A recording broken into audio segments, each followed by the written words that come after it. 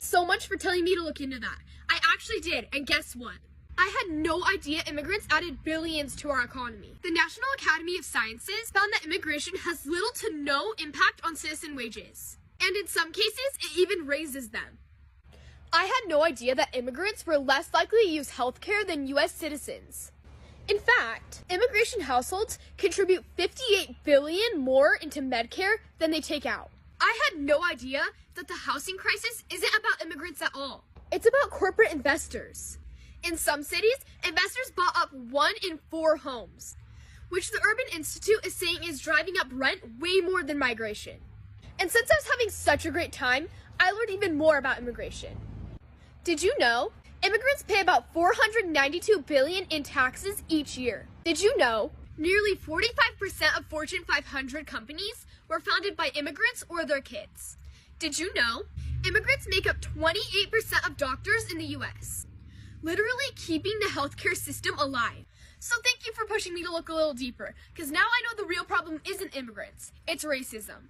Government shutdown, government shutdown, government shutdown. It's the Democrats' fault. They don't want to work with the Republicans. That is not what's happening here. If the Republicans do not work with Democrats, tax credits for healthcare are going to expire this year.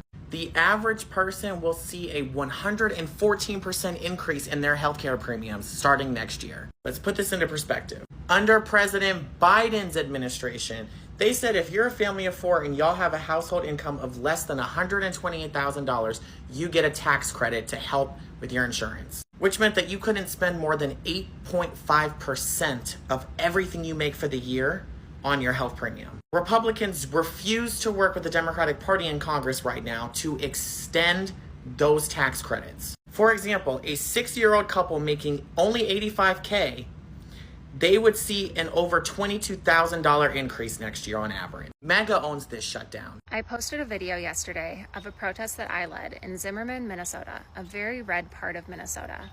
And we were protesting outside of a GOP fundraiser, and we were heckled for 75 straight minutes by U.S. Senate candidate on the Republican side, Royce White. Now you can Google Royce and find out pretty much everything you need to know, so I'm not going to go into it here because it's not the thing is that fundraiser was hosted by my school board chair, John Anderson. And John, throughout the time that we were protesting, saw exactly what Royce White was doing. Severe, out-of-pocket, horrible harassment by Royce White, and John did not interfere. Now, I've been in the political space in Minnesota for about 8 years, and if I were hosting an event and my guest speaker, my guest of honor, any guest at my event treated anybody from the public that way, I would have intervened immediately. And yet, John Anderson, over 75 minutes, had so many opportunities to intervene and ask Royce to come inside, to leave us alone, that this is not a good look for them. He did fucking nothing. So to John Anderson and your conservative friends on the school board, after last night, I am positive that I will work as hard as possible to make sure that you lose your next elections. And unfortunately for you, I have never worked on a losing campaign. I am very good at what I do. At a minimum, you're gonna have to work your asses off to win your next elections. So I hope you are ready. Okay, so this happened today. Have a look. Down the government if I don't get my wool. None of us have said. You want to know something? You've said okay, it. You want to put that on my... You've said it. I'll take it. Okay, good. You know what I'll say? Yes. If we don't get what we want, one way or the other, whether it's through you, through a military, through anything you want to call, I will shut down the government. That's right, you heard it right. Trump said here that he would shut down the government if he didn't get what he wants. And he's willing to use the military to get what he wants. And what he wants is something that's going to result in millions of Americans having their health care costs skyrocket or go away completely. And he said right here that he will do that. And yet it won't matter. He will just say, I never said that. The media will say Trump claims he never said that, even though here it is, right here, and that'll be the end of it. He'll blame the Democrats, even though he has total control of the government. He has all 3 branches, and yet he'll blame the Democrats for this, even though he said this. MAGA is having a meltdown right now, and Donald Trump is the reason, as he has betrayed his America First policies. Now, if you missed it, Donald Trump sent $20 billion to Argentina to help them through an economic difficulty and to try to limit Chinese influence on the country. And how did Argentina repay us? By immediately selling millions in soybeans to China, stealing U.S. soybean market. And MAGA is losing it because this is not what Donald Trump promised. He promised we would put America first. And now, because of his trade war that he has no plan to win, no idea how to win, he is betraying all of his promises. But think of this. MAGA, farmers, two voting blocks for Donald Trump are both losing in this situation. So the question has to be asked.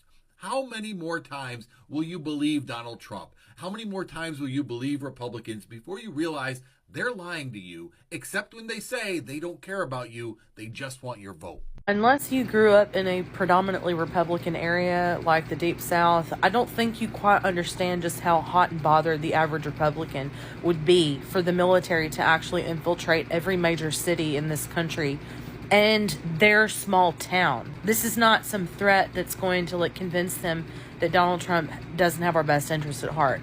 If they hear that the military is going to roll into Houston and patrol the streets of downtown Houston, the average Texan in MAGA country would hoot and holler with joy. If they ever saw the military roll into their small town, they would throw a parade for them.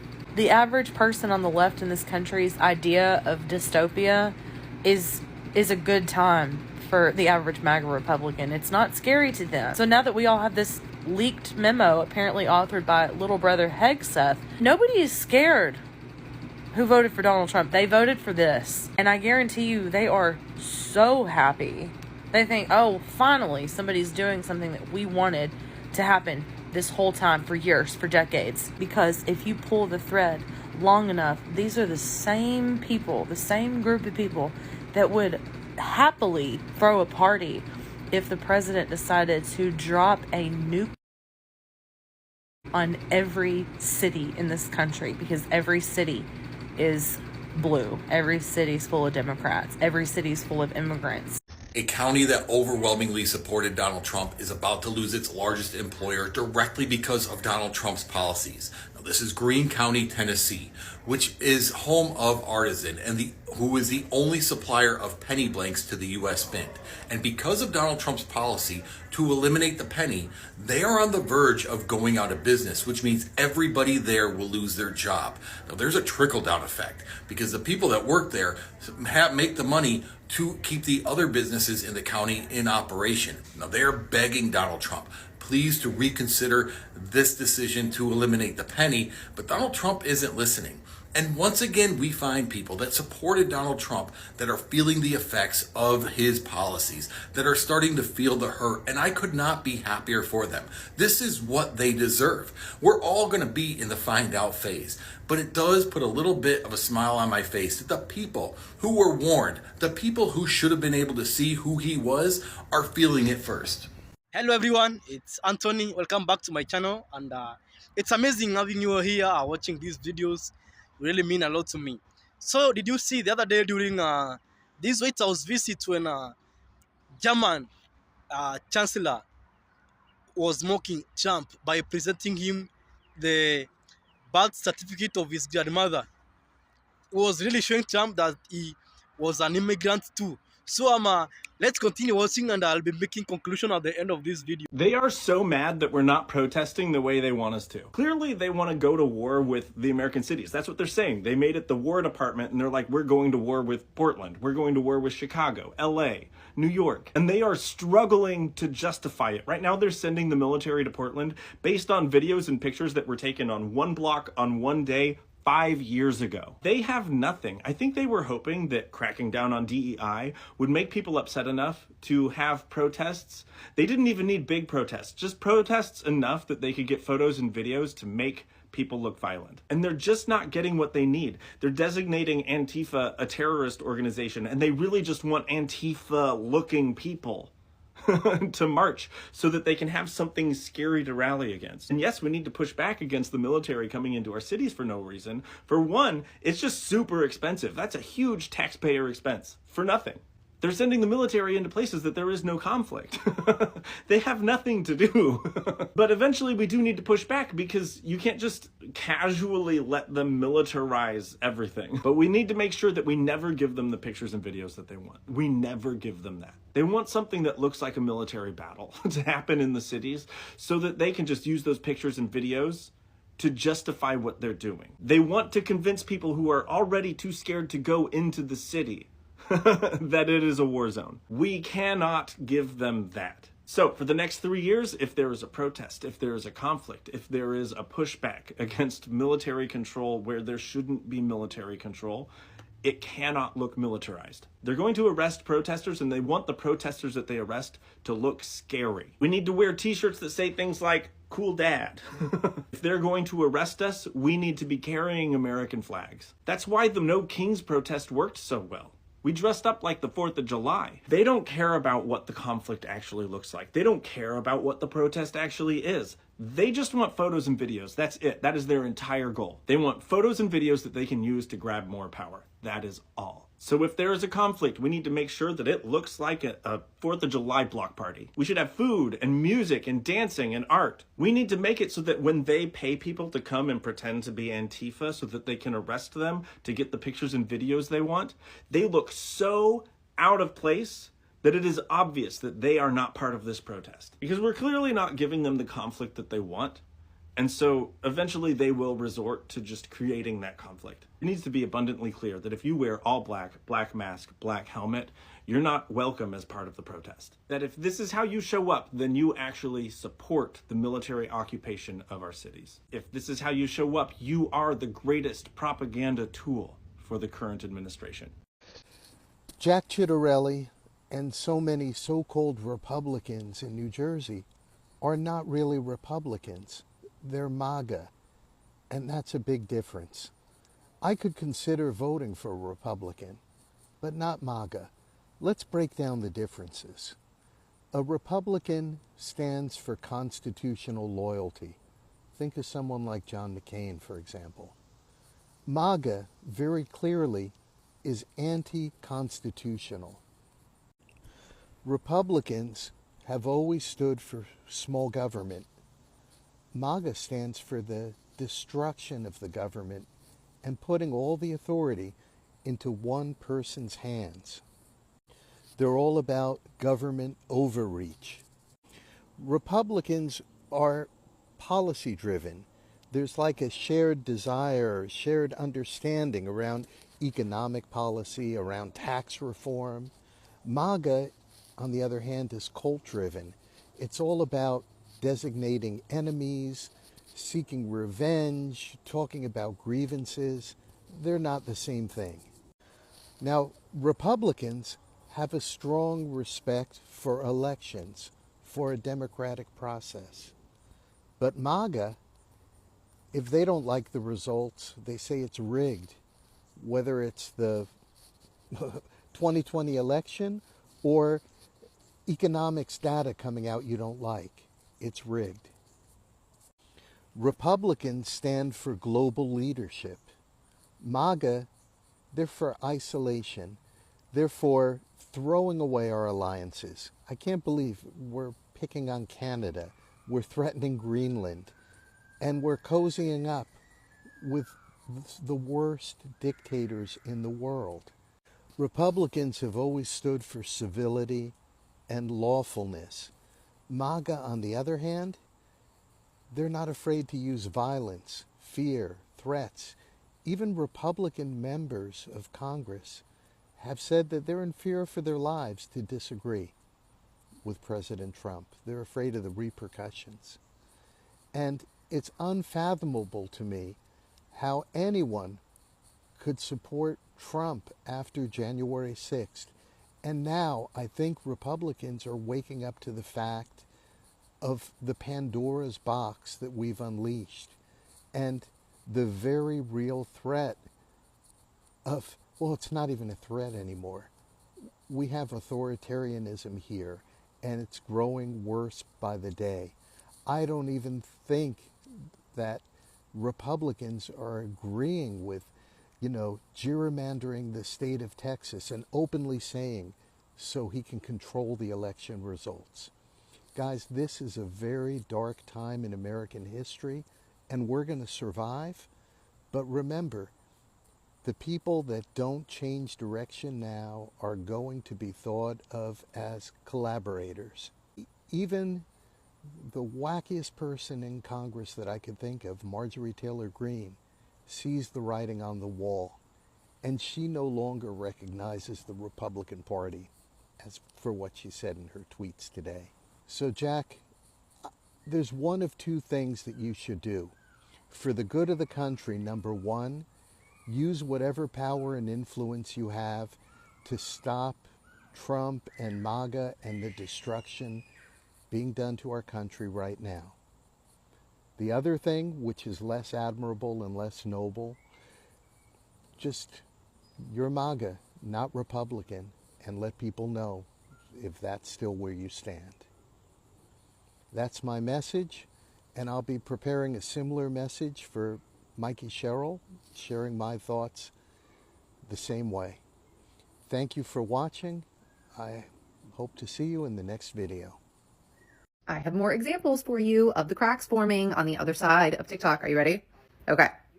I voted for Trump 3 times, and I never thought I'd be telling my own side to diversify your fucking algorithms. I never thought this would happen, but do you not know the death toll in Gaza right now? Is this just something we're going to ignore?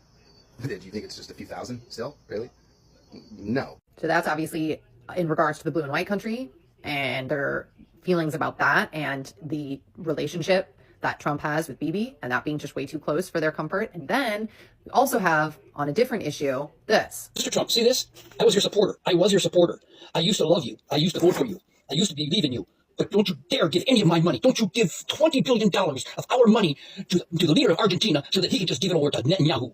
So, as you can see, they're really starting to get mad about the money that Trump is giving to foreign countries because that was already kind of their issue. They already were complaining. Remember, they were complaining about giving money to Ukraine and now the blue and white country as well. And now he just gave $20 billion to Argentina. They're not liking that at all. And it's kind of like all molding into one issue for them.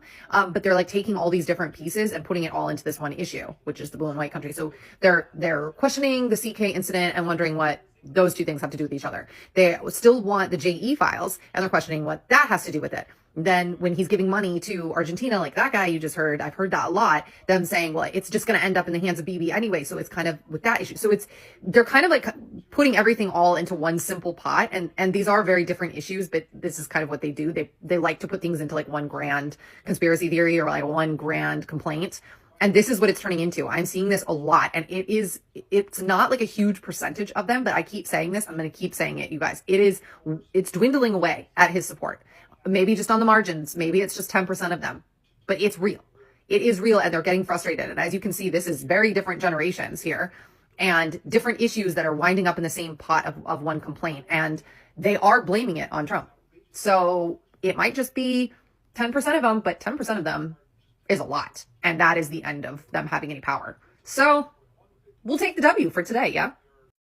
Hello everyone, thank you for watching my video to the end. It's amazing. So if you are in a blue state or you are in a blue city whereby Trump has militarized or want to militarize, or whereby Trump has sent his ICE agents, please, and I beg you, please, don't do anything stupid. Don't involve violence during your protest. That's what Trump wants us to do. He wants us to react in a way whereby it can justify his violent actions. Because one thing for sure is that he knows that his policies has really made him unpopular. And he has no way of winning the midterms. No one should lie to you on that. Trump has no way of winning the midterms. No way. I can bet with everything I own in my life. Trump has no way of winning the midterms. So his policies generally have led to the collapse of the United States. That you cannot agree on. on both sides of political divide, we can all agree that Trump has become the most unpopular president of our time. Because even in his MAGA or Republican fan base, they are all struggling because of economic hardships, which they didn't occur, which didn't occur under Joe Biden. So tell me how Trump will win the midterm elections. The only options that he has is militarizing our cities, and this is the gospel we should keep spreading to our viewers every day, every time. If you're protesting, ICE, National Guard, whatever, please, please do it peacefully. What Trump is trying to do at the moment is trying to make capital really accessible to billionaires. The other thing he wants to do, he wants to remove much of financial regulations to billionaires. That's why he has stacked his cabinet with billionaires. Get me? Billionaires, billionaires, billionaires. And when there is less financial regulation to these billionaires or risks to these billionaires, what comes later is something we experienced in 2008. It's something we experienced. Now, many of you might think that I'm a doomed prophet. That's what most of you might think I am. But our pensions, they are being headed to crypto. You want us, our pension funds, to be invested in crypto. Crypto, which even our government, our state government, has no much regulations on. Our government even doesn't know, maybe has no clue of how this crypto work. Most of our old generation doesn't know how this crypto work. So that's what we want to direct our funds to. And billionaires will have access to our funds. But what about me and you? Do we have access to financing? It's very hard for the common American to get access to these finances to start a business, to expand his business, or maybe to spend. It's very hard for me and you to get a loan, but it's very easy for these billionaires to get easy access to our funds and gamble with them, because they know at the end of the day, the government will bail them out. But you and me, we make one stupid financial decision, we are messed up for life. So this guy needs to go.